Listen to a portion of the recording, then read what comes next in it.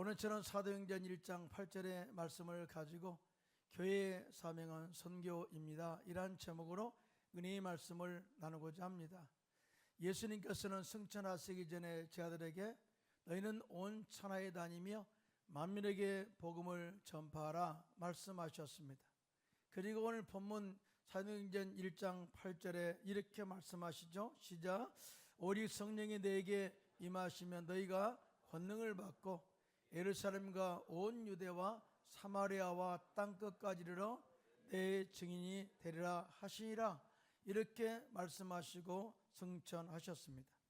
이 말씀에 순종한 제자들이 성령으로 충만하여 또 이 복음을 예루살렘 시내에 전파함으로 말미암아서 선교의 사명을 잘 감당하게 되었습니다.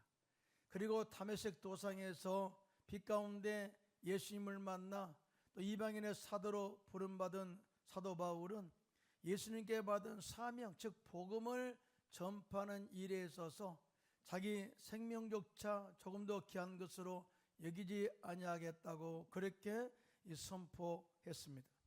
이와 같이 선교는 예수님의 진양, 지상 명령과 동시에 모든 교회, 또 모든 성도들이 감당할 하나님의 사명이다 라고 이렇게 정의를 합니다. 그런데 선교는 그냥 할 수가 없죠.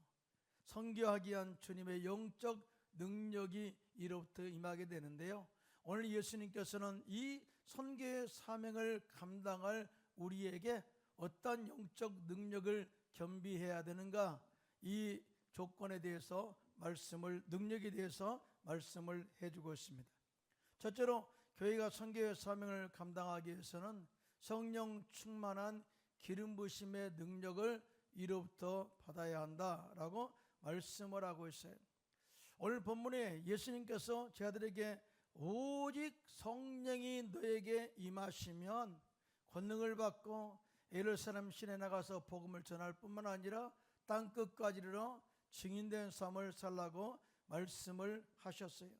다시 말하면 선교 나가기 전에 성령 받지 않으면 나가지 마라.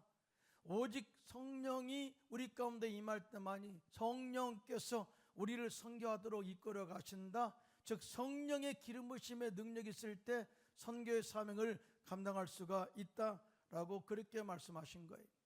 여러분, 예수님을 누구라고 생각하십니까? 성경에 보면은 예수님은 말씀 본체라고 말씀합니다. 그런데 놀랍게도 예수님이 바로 하나님이다 그래요. 뿐만 아니라 창조사에게도 함께 하셨다고 말씀을 하고 계셔요. 이에 대해서 태초에 말씀이 계시니라, 이 말씀은 곧 하나님이시라.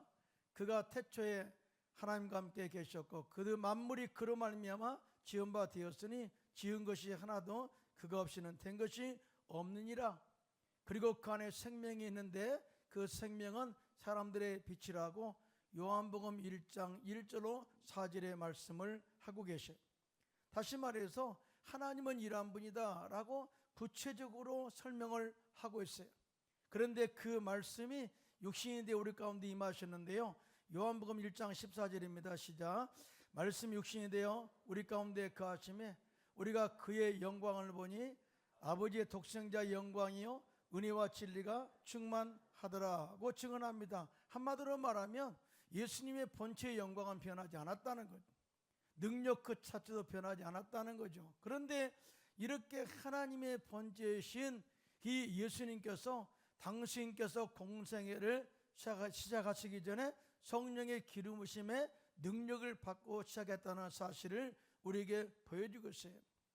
예수님께서 공생애 전에 요단강에서 요한으로부터 침례를 받고 요단강에서 올라오실 때 이로부터 당신의 그 머리에 이 비둘기 같은 성령이 임하셨습니다. 그리고 성령에 이끌려서 광야에 나가서 마귀에게 시험 받을 때 말씀으로 마귀의 시험을 다 이겨내셨죠. 자, 그리고 마침내 마태복음 4장 17절에 이렇게 말씀합니다. 시작. 이때부터 예수께서 비로소 전파하여 이르시되 회개하라 천국이 가까이 왔느니라 하시더라고. 다 천국 복음을 전파하시기 전에 성령 충만한 능력을 받으셨다라는 것을 증명을 하고 있어요.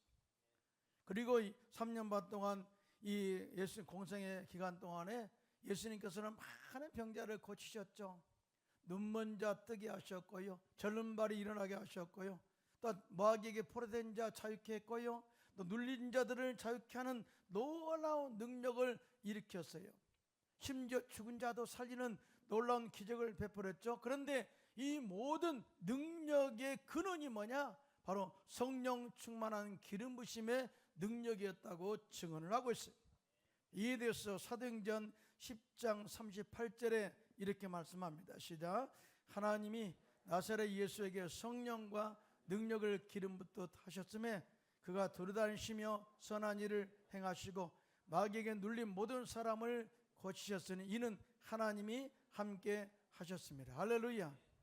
하나님의 번제신 예수님께서도 공생의 기간 동안에 성령의 충만한 능력을 힘입어서 사역했듯이 우리 역시 정말 선교 사명을 감당하기 위해서는 이로부터 부어주시는 성령의 기름 부심의 능력을 받게 되시기를 예수님의 이름으로 축원합니다.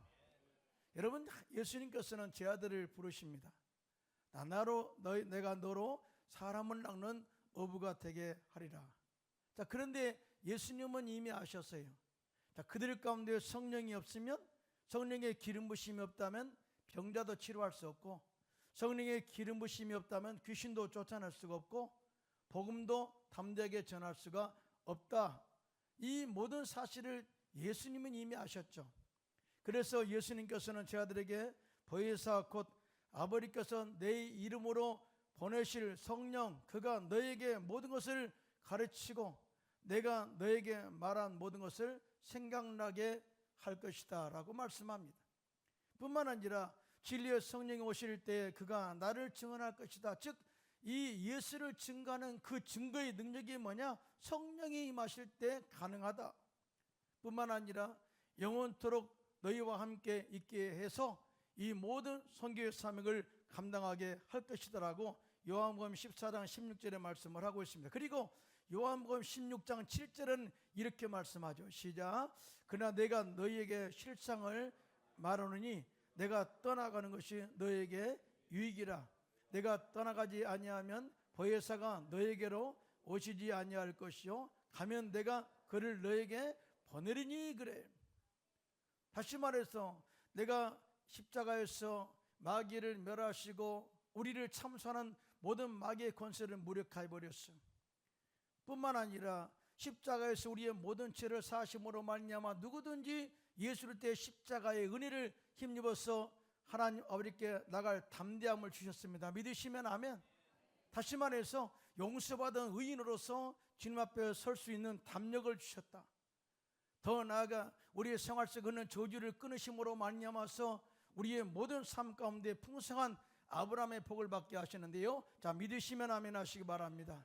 그리고 제가 채찍에 맞음으로 너희가 나음을 입었다. 이 완전한 구원의 완성, 전인 치유를 선포하신 이후에 죽으셨죠. 그리고 장사 지낸 지 3일 만에 사망 권세를 이기시고 부활하심으로 말미암아서 모든 죽은 자들의 산소망이 되게 하셨다라고 그렇게 성경은 증언합니다. 자, 부활하신 후에 예수님께서 저들에게 다시 나타나셔요. 그리고 내게 평강이 있을지어다, 하나님의 은혜가 있을지어다, 십자가의 능력이 늘 가운데 임하기를 원한다라는 그 평강을 선포해요. 그러면서 이 놀라운 은혜의 비결이 뭐냐? 성령 속에 있다는 사실을 알아요. 그래서 숨을 내쉬면서 성령을 받으라 그래요. 성령 받지 않으면 너희들이 절대 나가서 복음 전할 수 없어, 귀신을 쫓아낼 수가 없어. 그랬기 때문에 성령을 받으라고 그렇게 말씀한 거예요. 사실은 이 말씀에 순종한 제자들이 나가서 성령 받고 예루살렘 시내 나가지고 수많은 영혼들을 주께로 인도하지 않습니까? 여러분, 사도행전 19장에 보면 사도 바울이 성령으로 충만해서 에베소 교회를 방문합니다. 거기에 가보니까 아볼로 제자들이 있는데 이 구원은 받은 것 같은데 능력이 나타나지 않는 거예요. 뭔가 그들을 통해서 이 구원의 역사 또 변화의 역사가 나타나지 않는 거예요. 하도 궁금한 사도 바울이 궁금해서 이렇게 묻습니다. 너희가 믿을 때 성령을 받았느냐 그래. 자, 그들이 대답하기를 아니라 우리는 성령이 계심도 듣지 못하였노라 그래요. 자, 바울이 다시 묻습니다. 그러면 너희가 무슨 침례를 받았느냐? 그들이 대답하기를 요한의 침례니라 이렇게 대답합니다. 이 말씀 속에 어떤 의미가 있냐면요, 우리가 예수를 믿고 구원받는 것은 주님의 은혜로 우리가 구원받는 것을 우리가 믿습니다. 믿으시면 아멘. 근데 성령 충만의 능력은 별개의 문제라는 거예요. 우리 예수 믿을 때 성령 충만 받을 수도 있지만은 참 우리가 기도하지 않으면, 성령을 구하지 않으면 절대 성령이 우리 가운데 임할 수가 없다 그 말이에요. 그래서 사도 바울이 그들 가운데 이렇게 행동합니다. 사도행전 19장 4절로 7절입니다. 시작.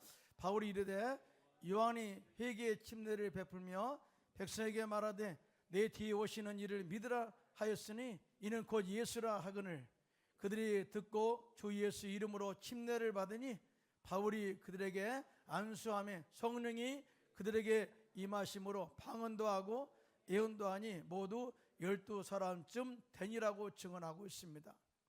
여러분, 성령 받으니까 그들 가운데 놀라운 역사가 일어나게 되죠. 뿐만 아니라 성령이 함께하는 사람들이 모이게 되면 놀라운 기적과 이사가 나타나게 될 줄로 믿습니다.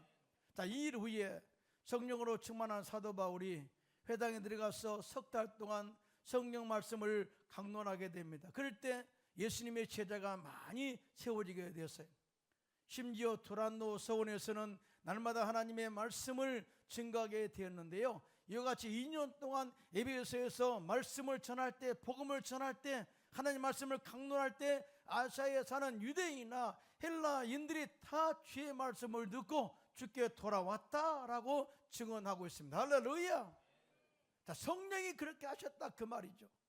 뿐만 아니라 사도행전 19장 11절로 12절에 놀라운 기적이 나타나게 되는데요, 시작. 하나님의 바울의 손으로 놀라운 능력을 행하게 하시니 심지어 사람들이 바울의 몸에서 손수건이나 앞치마를 가져다가 병든 사람에게 얹으면 그 병이 떠나고 악기도 나가더라고 증언하였습니다. 할렐루야. 여러분, 장소와 물건이 문제가 아니라는 거예요. 여러분, 앞치마 그러니까 우리는 깨끗한 앞치마를 생각하잖아요. 근데 그러지 않아요. 당시에 사도 바울이 천막을 만들어서 파는 직업을 가지고 있었던 사람입니다. 그러면 천막을 만들 때 목공일을 하잖아요. 그래서 항상 그 옷이 헤어지지 않고 더러워지지 않도록 하기 위해서 두꺼운 천에 앞치마를 만들어 가지고 자기 몸과 옷을 보호하기 위해서 입었어요. 그러니 먼지가 가득하죠. 또 더럽기도 하죠. 그런데 놀랍게도 그 앞치마에 성령이 임하게 되니까 그 앞치마를 가져다가 믿음으로 이 병든 자에게 올려놓으면 병자가 치료함 받게 되고, 귀신 들린 자 위에 올려놓으면 귀신이 소리지르고 나가드는 역사가 일어나게 되었다. 할렐루야. 무슨 말이에요? 이 하나님의 선교 사역이라는 것은, 치유 사역이라는 것은 사람이 하는 것이 아니라 이 성령을 통해서 역사한다는 사실을 증언하고 있는데요, 자, 믿으시면 손 들고 아멘 하시기 바랍니다. 뿐만 아니라 성령 충만한 사도 바울의 사역을 통해서 구원의 역사와 놀라운 변화 역사가 일어나게 되는데요, 사도행전 19장 17절로 20절입니다. 시작. 에베소에 사는 유대인과 헬라인들이 다 이 일을 알고 두려워하며 주 예수의 이름을 높이고 믿는 사람들이 많이 와서 자복하여 행한 일을 알리며 또 마술을 행하던 많은 사람이 그 책을 모아 가지고 와서 모든 사람 앞에서 불사르니 그 책값을 계산한 즉 은 5만이나 되더라. 이와 같이 주의 말씀이 힘이 있어 형황하여 세력을 얻으니라고 증언을 하고 있습니다. 여러분, 에베소는 정말 이 신을 섬겼던 그런 곳이에요.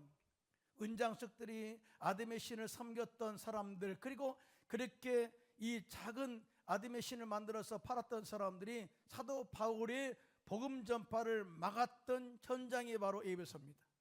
그런데 그 에베소에 성령 충만한 능력을 받은 사도 바울이 나가서 복음을 전할 때 바울의 손을 통해서 희한한 능력이 일어나게 되고, 또 앞치마 손수건을 통해서 병자가 치료함 받게 되고, 심지어 마술을 하던 사람들, 한마디로 자기 생을 이 마술의 기술로 말미암아 의지했던 사람들이 그걸 다 중단해버리고 책을 다 팔아버리고 예수를 믿어 예수를 따르는 제자가 되게 되었다고 증언을 하고 있습니다. 할렐루야.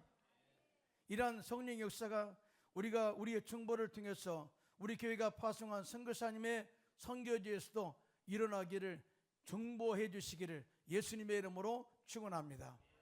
저는 지금도요, 성가리 선교, 현지인 선교 사역에서 잊어버릴 수 없는 기억이 하나 있어요. 그게 뭐냐면은 킹스키즈 선교팀들이에요. 자, 킹스키즈라고 하는 것은 왕의 자녀들이란 뜻입니다. 근데 예수 전도단에 어린이 중심으로 선교단이 구축이 돼요.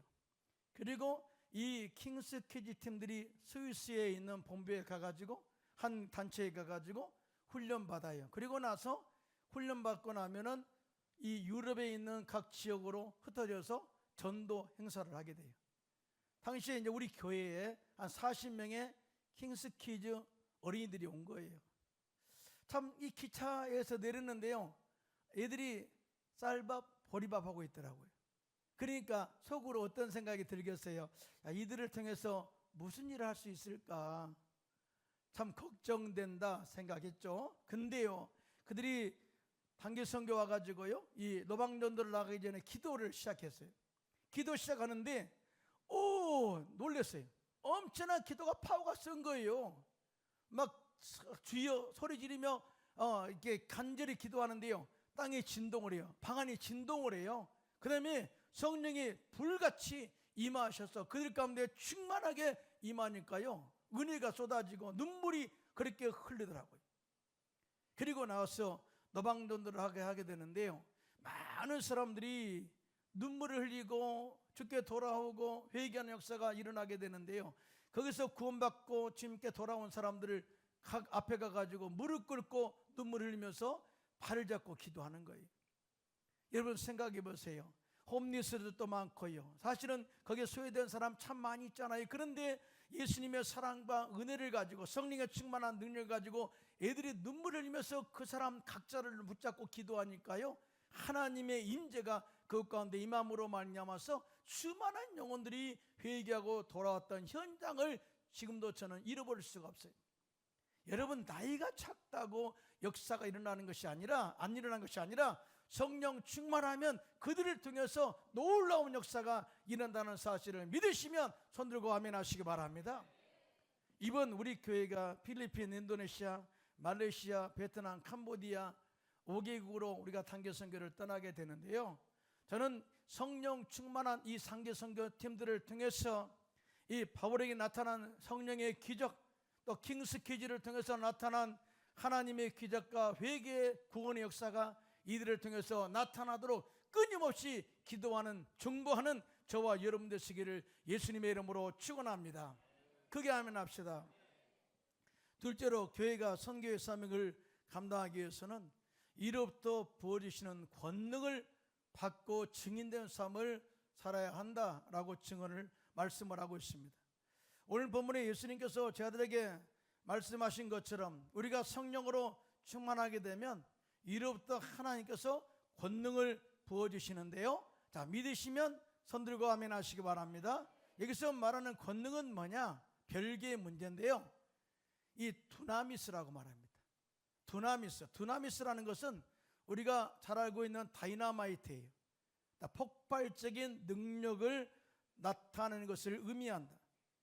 다시 말해서 이 성령의 권능이 우리 가운데 임하게 되면은 놀라운 폭발적인 능력이 나타나게 되는데, 자, 갑자기 예수를 박해하던 사람들이 예수를 믿는 변화 역사가 임하게 될 줄로 믿습니다. 또한 성령의 권능이 임하는 곳에는 귀신이 쫓겨가고 또 눌린 자들, 또 포로된 자들이 자유케 되는 역사가 임하게 될 줄로 믿습니다. 성령의 권능이 임하는 곳에는 눈먼 자들이 다시 보게 되는 역사, 또 구원의 역사가 일어나게 될 줄로 믿습니다. 자, 이에 대해서 누가복음 4장 18절로 19절은 이렇게 증언합니다. 시작. 주의 성령이 내게 임하셨으니 이는 가난한 자에게 복음을 전하게 하시려고 내게 기름을 부으시고 나를 보내사 포로된 자에게 자유를, 눈먼 자에게 다시 보게 함을 전파하며 눌린 자를 자유롭게 하고 주의 은혜의 해를 전파하게 하려 하심이라 하였더라고 증언을 하고 있습니다. 자, 우리는 하나님의 귀한 선교의 도구가 되기 위해서는 우리가 어떤 형편에 있느냐가 중요한 게 아니에요. 어떤 위치에 있느냐가 중요한 게 아니에요.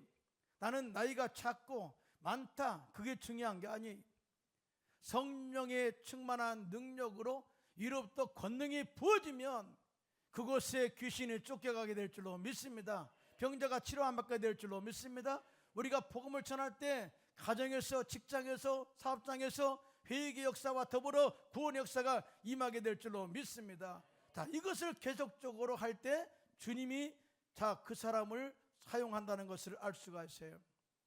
오순절에 성령의 능력이 임하게 되자 제 아들이 권능을 받죠. 그리고 나가서 복음을 전할 때 3,000명이 회개하고 돌아옵니다. 또한 베드로와 요한이 안전뱅이를 일으키고 솔로몬 행각에 모였을 때 사람들에게 복음을 외치자 5,000명이 회개하고 주께로 돌아옵니다. 자, 예루살렘에는 놀라운 진동이 있었어요. 예루살렘에는 놀라운 치유가 있었어요. 회복의 역사가 있었어요. 또 구원의 열매가 있었어요. 그런데 거기까지 예수님께서는 너희가 성령의 권능이 임하면 너희가 권능을 받고 예루살렘과 온 유대와 사마리아와 땅끝까지 이르러 내 증인되라고 했단 말이에요. 증인, 이 마지막 증인된 삶을 살라고 말씀했어요. 자, 이 선교, 거룩한 성령의 영은 점차적으로 복음을 전 세계에 퍼뜨리는 이 선교의 영이다라는 사실을 말씀하셨는데 인간적인 방법을 가지고 제한해버린 거죠. 그때 예루살렘 교회에 큰 박해가 일어나게 됩니다. 많은 크리스찬들이 박해를 피하여 사방으로 흩어지면서 복음을 전하게 되었어요. 또한 예루살렘 교회의 평신도였던 빌립 주사가 사마리아에 내려가서 복음을 전할 때 놀라운 일이 납니다. 사도행전 8장 7절로 8절입니다. 시작. 많은 사람에게 붙었던 더러운 귀신들이 크게 소리를 지르며 나가고 또 많은 중풍병자와 못 걷는 사람이 나오니 그 성에 큰 기쁨이 있더라. 할렐루야. 저는 이런 역사가 우리 교회 성도들의 선교 사역을 통해서 나타날 걸로 믿습니다. 그게 아멘 합시다. 이로부터 성령의 권능을 받은 우리 선교팀들이 나가서 복음을 전하는 곳마다 병든 자가 치유되고 귀신이 쫓겨가고 구원의 열매가 넘쳐나게 맺게 될 줄로 믿습니다. 예수님께서는 마태복음 10장 1절에 보면 12제자를 부르셔요. 그리고 그들에게 권능을 줍니다. 귀신을 쫓아내고 모든 병과 모든 약한 것을 고치는 권능을 주셨다 그래요. 그리고 그들에게 말씀하시기를 너희는 이방인의 길로도 가지 말고 사마리아인의 골로도 가지 말고 오히려 이스라엘 집에 잃어버린 양에게로 가라, 양에게로 가라 이렇게 말씀하셨어요. 그리고 마태복음 10장 7절로 8절에 이렇게 말씀합니다. 시작. 가면서 전파하여 말하되 천국이 가까이 왔다 하고 병든 자를 고치며 죽은 자를 살리며 나병 환자를 깨끗하게 하며 귀신을 쫓아내되 너희가 거저 받았으니 거저 주라. 자, 엄청난 하나님의 능력 권능을 부어줬으니 너희는 가서 행하기만 하면 돼라는 거죠. 그래서 제 아들은 이 예수님의 말씀에 순종해서 나가서 귀신을 쫓아내고 많은 병자를 치료하는 역사를 경험하게 됩니다.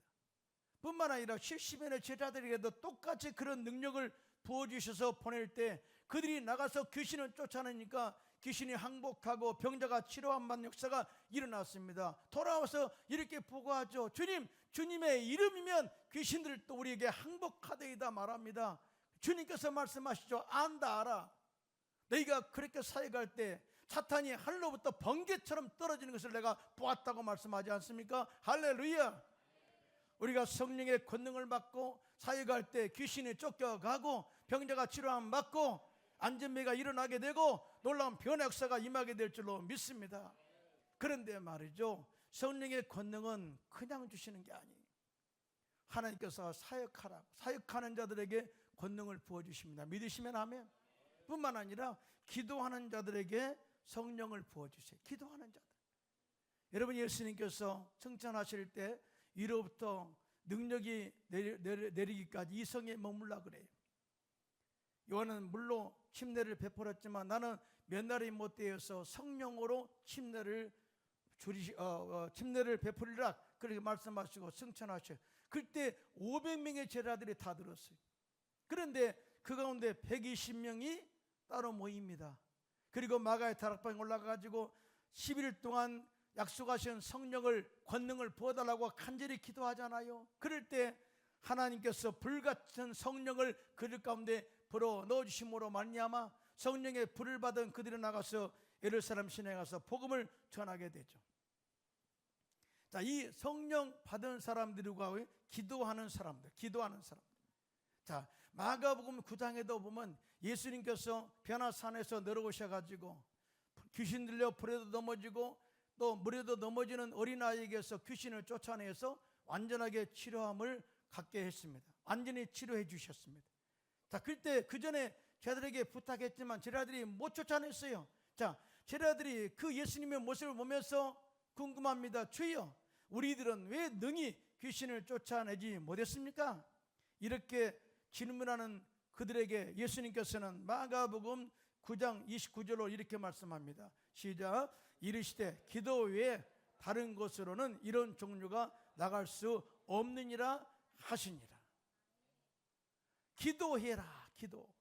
기도하면 주님께서 능력 주시고 은혜도 주시고 기적도 체험할 수 있도록 하나님께서 함께 하신다라고 말씀을 하고 있어요. 믿으시면 아멘. 여러분, 신앙은 경험이잖아요. 경험. 신앙은 하나님의 살아계심을 내가 직접 경험함으로 말미암아, 아니 직접 봄으로 말미암아 알 수가 있잖아요. 저는 조영희 목사님의 사역을 현장에서 참 많이 봤어요. 스위스도 가보고요. 그 다음에 그의 유럽은 타다니면서 현장을 봤죠. 모스크바도 가보고요. 샌페테르부르크, 레닌그라드 가보고요. 다 이 목사님 사역에는 거의 다 간 것 같아요. 그런데 이 1993년 헝가리 부다페스트 집회 때는 절름발이가 일어나게 됐죠. 1995년도 루마니아 부카레스트 집회에서는 이 귀신 들린 청년이 이 목사님 기도로 완전히 해방되어서 강대상에 올라와서 간증한 사건을 잃어버릴 수 없어요. 직접 모든 사람들이 다 봤고 또 이 사람이 어떤 청년인가를 다 알아죠. 근데 주님이 목사님의 기도를 통해서 치료하셨습니다. 할렐루야. 자, 그런데요, 이 조 목사님 이 사역을 위해서 한번 호텔에 들어가시면 3시간 이상씩 기도하시고 안 나오세요. 식사 됐습니다. 그때 나오세요. 오직 기도로 주님 능력 부어주십시오. 성령의 충만한 능력을 주십시오.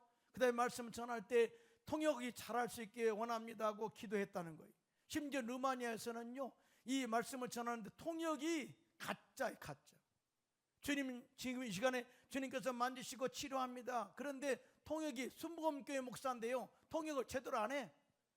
자기 마음대로 해. 자기 생각대로 해. 치료가 안 될 것 같습니다. 안 될 것 같다. 그러면 치료했습니다가 아니라 치료할 것 같습니다. 그렇게 조 목사님이 근장 아시더라고요. 통역 잘못하고 있다.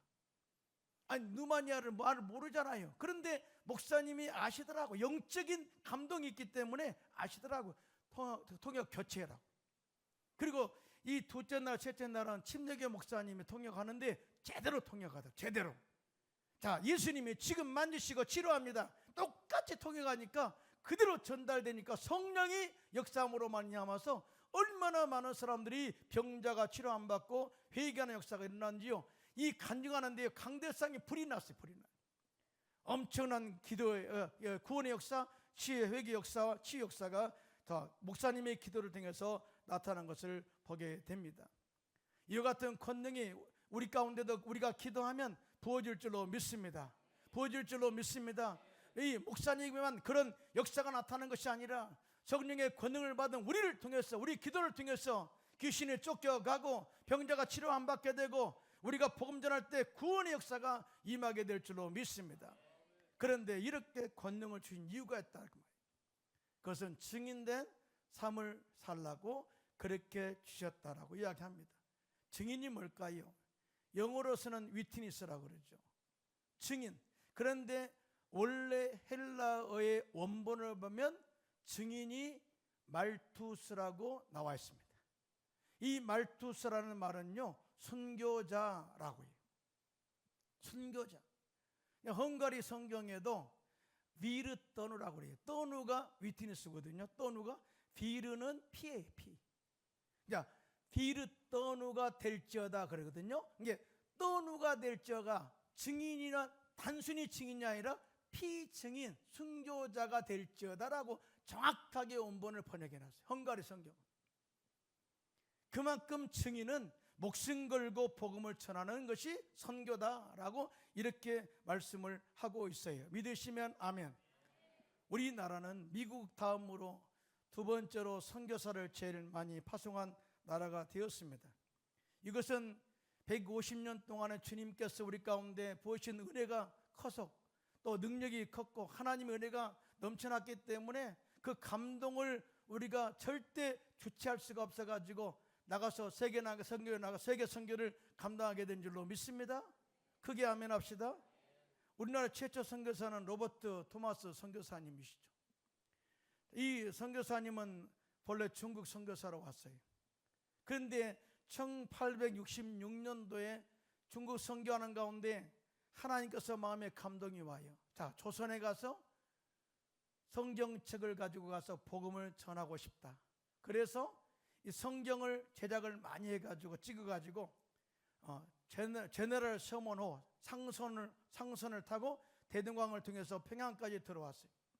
하지만 당시 조선은 세국 정책으로 외국인의 입국을 제한했습니다. 결국 제너럴 서먼호는 평양 주민들과의 충돌 끝에 불태워졌고 토마스 선교사는 그 불타는 가운데 가져온 성경책을 사람들에게 나눠주면서 복음을 전하다가 순교했다고 전해지고 있습니다. 그걸로 끝났을까요?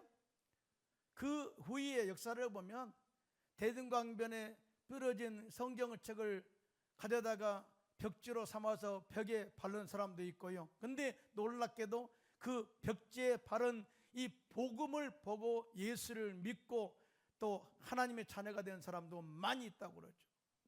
하나님의 역사는요, 절대 이와 같이 순교의 피를 통해서 열매를 맺게 된다는 사실을 증거하고 있습니다. 할렐루야. 이제 이 증인의 삶을 우리 교회가, 우리나라 교회가 감당해야 될 줄로 믿습니다. 우리는 직접 선교 현장에 가서 복음을 전할 수도 있어요. 저같이 선교사로 가서 10년이 넘도록 선교하다가 돌아온 사람도 있고 단기 선교로 갈 수도 있어요. 그러나 가지 못한 사람들은 중보 기도로 선교 사명을 감당해야 될 줄로 믿습니다. 중보 기도로 선교 사명을 감당해야 될 줄로 믿습니다. 자, 크게 아멘 합시다. 뿐만 아니라 기도는 항상 물질과 함께 따라가야 돼. 물질이 있는 곳에 내 마음도 있다고. 그래서 선교의 물질로 함께 도울 때 하나님께서 여러분의 후원하는 선교의 물질을 통해서 수많은 영혼을 주께로 인도할 줄로 믿습니다. 근데 선교는 내 힘으로 되지 않아요. 내 능력으로 되지 않아요. 오직 성령의 기름 부심과 권능을 받음으로 말미암아 되는 줄로 믿습니다. 그러므로 우리 모두 간절히 기도하여 성령의 충만함과 위로 부어지는 하나님의 권능을 받고 예수로 대해 죽으심과 부활하심을 전하고 물질과 기도로 후원하면서 수많은 영혼들을 주께로 인도해내는 선교사들이 되시기를 예수님의 이름으로 축원합니다.